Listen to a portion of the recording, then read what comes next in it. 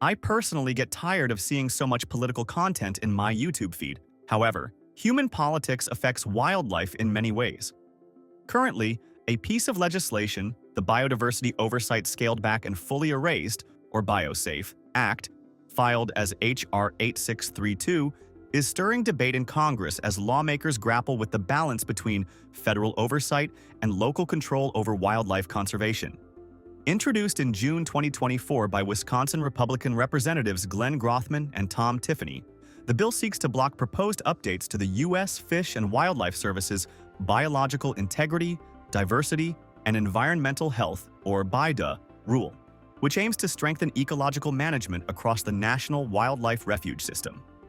As of February 27, 2025, the bill remains pending in the House Committee on Natural Resources, with its future uncertain amid fierce opposition from conservationists and support from hunting and fishing advocates.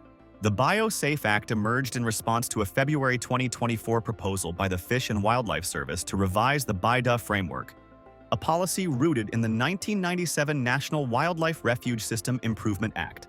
The updates would enhance refuge managers' ability to address modern threats like climate change and habitat loss, emphasizing science-based decisions to maintain biodiversity across the system's 572 refuges and other protected areas. Critics, including Grothman, argue the changes centralize too much authority in federal hands, potentially limiting state and local input and, by extension, recreational activities like hunting and fishing. In a statement accompanying his bill, he said, "I firmly believe in protecting our most precious natural resources for future generations to enjoy, and am proud to represent a beautiful district with a variety of lakes, rivers, and other natural attractions. The quality of our state's natural environment is thanks to the efforts of Wisconsinites who care about our state. It would be wholly inappropriate for Washington bureaucrats to come in and override decisions made by Wisconsin citizens, hunters, fishermen, and local refuge managers. But that is exactly what would happen if the proposed BIDA rule goes into effect." Supporters, including the National Shooting Sports Foundation and the Council to Advance Hunting and Shooting Sports, echo his concerns, warning that the BIDA updates could impose restrictive federal policies on states with strong outdoor traditions.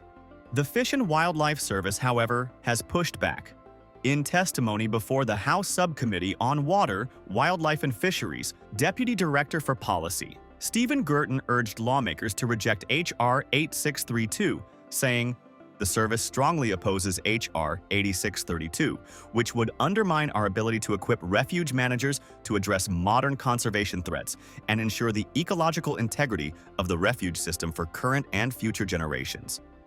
The agency contends that the updated BIDA rule would provide a consistent, transparent framework to protect species and habitats while adapting to a changing climate.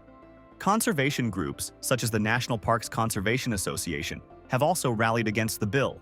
They warn that scaling back federal oversight could weaken protections for vulnerable ecosystems, particularly as biodiversity faces unprecedented pressure from development and environmental shifts.